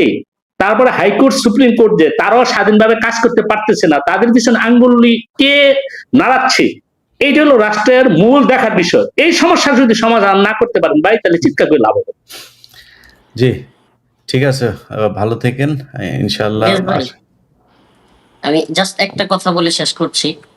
ওই দিন আপনার অনুষ্ঠানে গিয়েছিলাম, ওখানে একটা ঘটনা আমি হয়তো আপনার সাথেও শেয়ার করেছিলাম, যে শহীদদের মারা চিৎকার করে কান্না করতেছে বিচারের জন্য, কিংবা একটা সনদের জন্য, স্বীকৃতির জন্য। এই যে শহীদদের মারা বিচারের জন্য চিৎকার করতে হচ্ছে, এই সরকার যাদের শাহাদতের কারণে সে সরকার হইতে পারছে, যাদের কারণে আজকে তারা উপদেষ্টা, আজকে তারা চিৎকার করতেছে বিচারের জন্য। আজকে তারা বলতেছে আপনার অনুষ্ঠানে ওই দিন বাংলা এডিশন চ্যানেলের অনুষ্ঠানের সরাসরি বলতেছে যে আমার ছেলেকে যারা হত্যা করেছে সেই সমস্ত অফিসাররা এখনো বহাল তবিয়তে। তাইলে এই সরকার আসলে করতেছে তা কি? এই যে বলছেন না, বাস্তবে বর্তমান সরকারকে আসলে এখন সময় দেওয়া কঠিন, আমাদের সুযোগ নাই, আমাদের যাই হয়ে যায়, আমাদের আসলে এই সরকারকে সময় দেওয়ার কোনো সুযোগ নাই। কিভাবে? এই যে দেখেন আপনি, সমকামী এজেন্ডা, সমকামী রাষ্ট্রদূত আইনা জাতিসংঘ দূতাবাস তৈরি করতে চাওয়া, এই কথাটা আমার একটু বলতেই হচ্ছে। সমকামী দূতাবাস, মানে সমকামী দূত সে বাংলাদেশে আসবে এবং বাংলাদেশে সেই দূতাবাস খোলার অনুমোদন দিয়ে দিচ্ছে এই সরকার। এই যে এই সমস্ত প্রস্তাবনাগুলো, এই যে জঙ্গি নাটক আবারও আলেমদেরকে, আর অপরদিকে যে সমস্ত অফিসাররা আমাদের ভাইদেরকে গুলি করে হত্যা করছে, শহীদ করছে জুলাই আগস্টে, এরা এখনো দম্ভ নিয়ে অহংকার নিয়ে ঘুরতেছে, বহাল তবিয়তে আছে, তাদের চাকরি যায় না, তাদের কিছুই হয় না। তাহলে আপনি কোন ঘোড়ার টিমের উপদেষ্টা হয়েছেন? আপনি লাশের উপরে দাঁড়ায়া, শহীদদের লাশের উপরে দাঁড়ায়া, হাজারো মা বোনের আর্তনাদের উপরে, হাজার হাজার মানুষের অঙ্গহানির উপরে আপনারা উপদেষ্টা হয়েছেন। এই এসির বাতাস খাওয়ার জন্য আর এই ঘুরে বেড়ানোর জন্য না, আরামায়েশের জন্য না।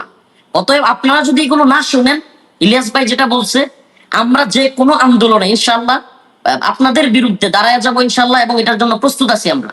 এবং আরেকটা কথা বলি ভাইকে, যে আমি কিন্তু আলহামদুলিল্লাহ, আল্লাহ মাফ করুক ভাই, এই কথাটা আমি ক্রিয়া করতেছি, 5ই আগস্টের আগেও আপনার সাথে আমি যথেষ্ট যোগাযোগ রাখছি এবং টকশোতেও গেছি।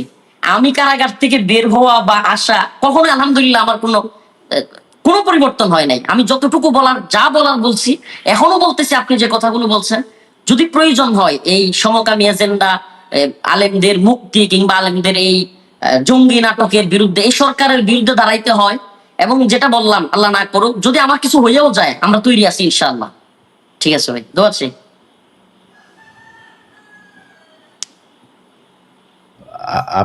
আপনাকে আমি অনেক পছন্দ করি হুজুর। সেটার কারণ হচ্ছে যে একটা ঘটনা বলি, সেটা হলো আপনি যেদিন আটক হন, আমার মনে আছে, ঢাকাতে আপনি আটক হচ্ছেন, আপনাকে পুলিশ যখন ধরে নিয়ে যায়, আপনি পুলিশকে এইভাবে শুয়ে করছিলেন, আরে আমার এইভাবে নিয়ে যান, আমি এমনি যাবো, আপনি আমাকে পালায় যাচ্ছি নাকি? আমার মনে আছে আপনি খুব করে বলছেন। ভাই, যেই আলেম খুতবার ইয়েতে দাঁড়ায়া যে মনে করে যে তার রিজিকের মালিক হইল মসজিদের সভাপতি, ওর নিজেরই তো ইমান নাই, কারণ ও ওই কথা বলতে পারে না, কারণ আমার চাকরি থাকবে না, চাকরি খেলে আমি বউ বাচ্চা নিয়ে কি খাবো। ওর নিজের ইমাম নাই তো, ইমান নাই তো, ওর পিছনে আমার নামাজ পড়ে লাভ কি? ওর আগে কলেমে পড়ে আবার ফের তওবা করে ওর ইমান করে, এটাই শিরক। আমরা শিরক মানে খুব, আপনারা এখানে খুব বিজ্ঞ আলেমরা আছেন, আমি নিজে, আমার নিজের যেটা মনে হয়, শিরক মানে খালি আল্লাহর সাথে কাউকে এইভাবে বলা না যে আল্লাহ 2 জন আছে, 3 জন আছে, 5 জন আছে, এটা না। আমি আল্লাহকে, আল্লাহ যে আমার রিজিক দাতা, এটা বিশ্বাস না করাটাও শিরক। সে তো নিজে স্বীকার করে না, ওরে তওবা পড়ে আবার ফের করা উচিত। তো এই ধরনের আলেম দিয়ে আমরা করব কি? এই জন্য আপনারা পছন্দ করি, আপনার সাথে আমার ভালো সম্পর্কের অন্য কোনো কারণ নাই, এটাই কারণ। তো আপনার ব্যাপারে জানি, কিন্তু আপনাকে নিয়ে, সামনে নিয়ে যে কথাগুলো বলেছি, এই কথাগুলো আসলে আপনাকে না, আপনাদের আলেম সমাজকে নিয়েই। আপনি একাই তো আর আলেম সমাজকে পুরো নিয়ন্ত্রণ করেন না, আপনার সীমাবদ্ধতা আছে। বাট পুরো আলেম সমাজকে বলবো যে ভাই দেখেন, আপনাদের অবস্থান কিন্তু খুব একটা ভালো না বাংলাদেশে। এই যে একটা বিশাল উপদেষ্টা পরিষদ হলে আপনাদের একজনের ডাকেও নাই, কেন ডাকেন? এটার জন্য কি শুধুই সরকার দায়ী বা মানুষ দায়ী? আপনারা যে ডাকবে, আপনারা, আমি বললাম যে পররাষ্ট্র মন্ত্রণালয় চালান, জামাতটা নিয়ে আপনার অনেক আছে। জামাতটা যদি বলেন আপনি সরকার চালায়, জামাত সরকার চালাইতে পারবে, কারণ সে ওই পড়াশোনা করেছে, সেই জ্ঞান অর্জন করেছে। সে ভালো খারাপ, আমি জামাতটা ভোট দেন না দেন আমি সেটা বলছি না, কিন্তু যদি আপনি সেইখানে আপনি কমি মাদ্রাসার একজনকে দাঁড় করান, আপনাদের হাতে দিয়ে দেওয়া হবে। আমি চরমনায় পীর সাহেবরে আর ওনার নায়েবে আমির কি যেন ওনারা আছেন, 2 জনরে বানাই দিলাম। না ভাই, এই ব্যাপারে আমার একটু আছে, এই ব্যাপারে আমাকে দিয়ে দেন ইনশাআল্লাহ, আমরা পারবো ইনশাআল্লাহ। আমাদেরকে দিয়ে দেন, আসিফ আদনান ভাই, আমরা আছি, আব্দুল্লাহ বিন আসিফ আদনান ভাইরা তো, আপনারা তো আর কোনো ইয়েতে নাই। না, আমি ওটা বলতেছি না। আসিফ আদনান ভাই এখন পড়াশোনা করেন কোথায় জানেন? আসিফ আদনান ভাই কি করছেন? আসিফ আদনান ভাই কিন্তু দাওরা হাদিস না খালি, না না, আমি ওইটা দাওরা বলি হাদিস নাই, শেষ আমি করে বলতেছি কেন শুনেন তারপরে ভাই, উনি আমি দাওরা ইলিয়াস হাদিস ভাই, পাস করে উনি আমি আপনার তারপরে কথাটা আপনাদের কাট উচ্চ করলাম কেন? শিক্ষার জন্য কোনো কিছু আপনি যদি পশ্চিমাদের এই চাপায়া দেওয়া তথাকথিত আইনে শাসন করতে বলেন, তাইলে হুজুরা পারবে না, এটা সত্য। না না, কিন্তু আইনের আপনি বাইরে আইনের শাসন করতে বলি না তো আমি। পশ্চিমাদের আইন নেবেন কেন? আসিফ আদনান উনি ঢাকা বিশ্ববিদ্যালয়ে ইকোনমিক্সে পড়াশোনা করছেন না আসিফ ভাই? জি ভাই, আমি একটু ক্লিয়ার করি, আমি মাদ্রাসায় পড়ি নাই ভাই, না আমার না, আমি পড়াশোনা না, পুরো স্কুল আমি কলেজ জানি, আমি জানি ইউনিভার্সিটিতে। ভাই, আমি জি জানি, জি আমি ওইটাই বললাম যে আপনি আপনি কিন্তু জি মাদ্রাসার স্টুডেন্ট না, আমি সেটাই বলছি। আমি বলি না যে আপনি জি, আমি আলেম না না, না, আমার আসলে বিশ্বাস আছে। সবাই আলেম বলছেন, আমি আলেম উনি না। তো জি করেন জি নাই। জি আপনি ওনারে তো আপনি আলেম হিসাবে নিয়ে আসতে পারবেন না। আপনাদের যে তথাকথিত আলেম, তারা তো ভাই ইকোনমিক্স সম্পর্কে জানে, তারা সায়েন্স সম্পর্কে জানে। আপনি এগুলি পড়েন না, আপনাদের ইংরেজি শিক্ষা হইলো হারাম। আপনারা তো এটা মনে করেন। এই যে আপনি না একটু আগে ইলিয়াস একটা ভাই, কথা বললেন না, এই কথাগুলোর সাথে আমি একটু একেবারে ভদ্রভাবে দ্বিমত পোষণ করতেছি ভাই।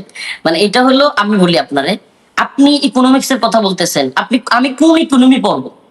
আমি ইসলামী শরিয়ার ইকোনমি পড়বো, আমি জাকাত ভিত্তিক অর্থনীতির কথা পড়বো। কোথায় তো পড়বেন? আমাদের যে পড়াশোনা, আমি বলি ভাই, এই তর্কে যায় না, আমাদের যে এই তর্ক গেলে আবার অনেক লম্বা হয়ে যাবে। ওই তর্কে যায় না। এই ইসলামের মধ্যে কি কোরআন শরীফে ইকোনমি আছে? হ্যাঁ, কোরআন সন্ন্যায় অবশ্যই ইকোনমি আছে। এই কোরআন শরীফের কোন জায়গায় আছে ইকোনমি? এই যে আপনি যেভাবে এখন সুনির্দিষ্ট বলতেছেন কোরআন সুন্নাহর কোথায় আছে, আপনি আল্লাহ রাসূল কিন্তু সাল্লাল্লাহু এটা আলাইহি এই ওয়াসাল্লামের এই বক্তব্য আবার কাট করে নিয়ে যায় পাবলিক, আবার অন্যভাবে দিবে। কিন্তু আমি বলছি যে কোরআনে সবকিছু আছে, কিন্তু কোরআনে কি আপনি বললেন খালি কোরআন শরীফটা আপনি পড়লেন? এই কোরআন না শরীফ না না না, আপনাকে বলছে ভাই, এই কোরআন শরীফ আপনাকে বলছে আপনি যান চীনে যান, যায় আপনি আমার কাছে মনে হয় আমরা একটু সাইড ট্র্যাক হয়ে যাচ্ছি। মূল বিষয়টা হলো যে অবশ্যই না, ইলিয়াস ভাই, আমি বলতেছি কোনটা। বলেন নাই আপনার জ্ঞান অর্জন রফিক ভাই, করতে হবে। রফিক আপনার ভাই, কমি মাদ্রাসা, আপনি কোরআনের আলাপে গেলাম না। আপনি কমি মাদ্রাসার কোথায় ইকোনমি পড়ান? আপনি পড়ান শুনেন, নাকি? আমি বলি আপনাকে আমি আমি আমি একটু বলি ভাই, আমি একটু বলি, আমাদের আলোচনা একটু সাইড ট্র্যাক হয়ে যাচ্ছে। মূল বিষয়টা হলো যে দিন ইসলামের মধ্যে, কোরআনের মধ্যে, সুন্নাহর মধ্যে অবশ্যই সমগ্র মানব জীবনের দুনিয়া এবং আখিরাতের সব বিষয়গুলো আছে, বাট এগুলো সবকিছু সবসময় একদম ডিটেইলড ভেঙে ভেঙে তত্ত্ব বা কাঠামো হিসেবে নাই, অনেক সময় এটা মূলনীতি হিসেবে আছে।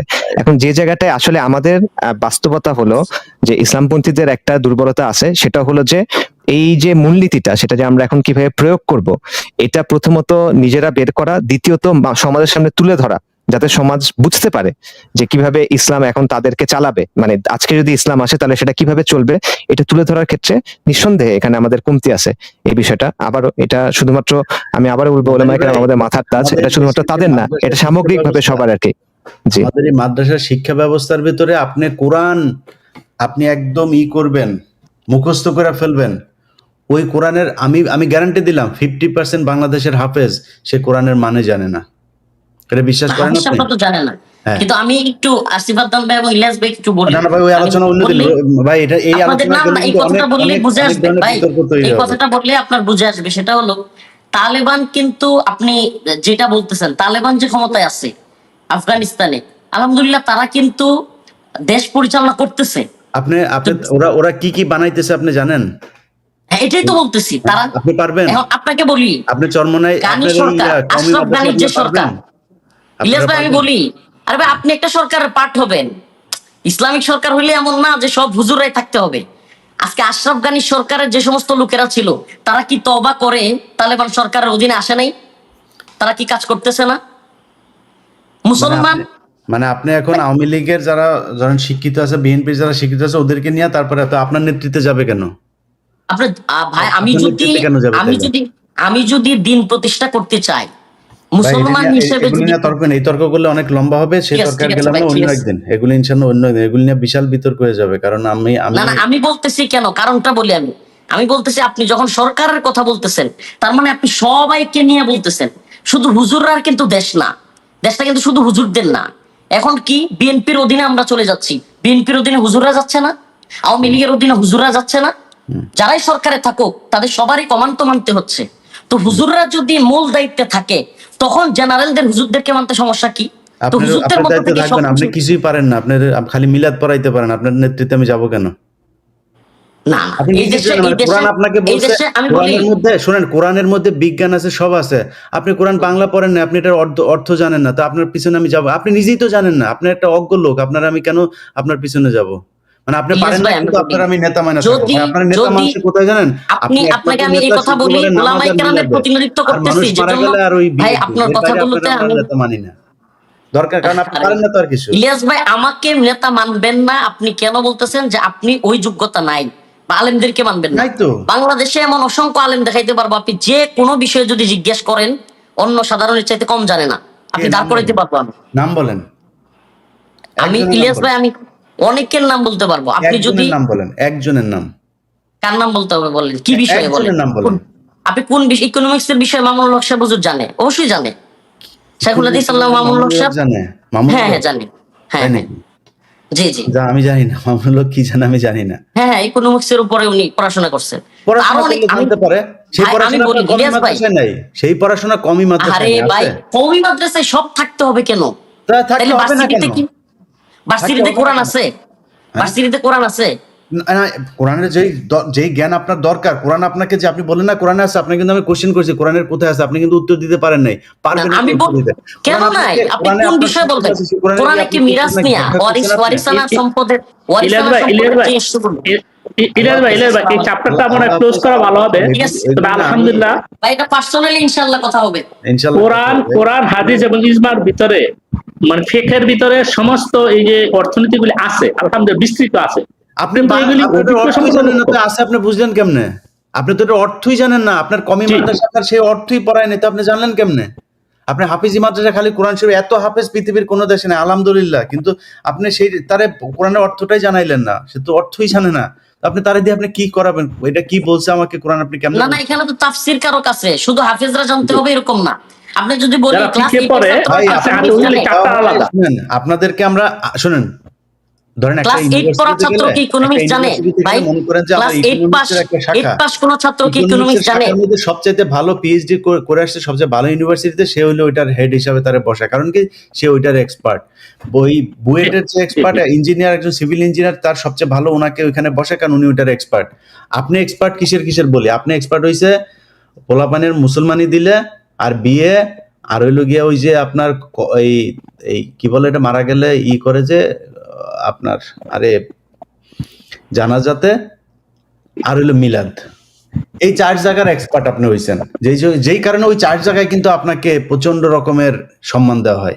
বিয়ের দিনও আপনি হুজুর, তারপরে জানাজার দিনও হুজুর আপনি, আর হইলো গিয়া মিলাদের দিন হুজুর আপনি। আপনি এগুলি জানেন, এই কারণে। এর বাইরে আর আপনারা কিছু জানেন না।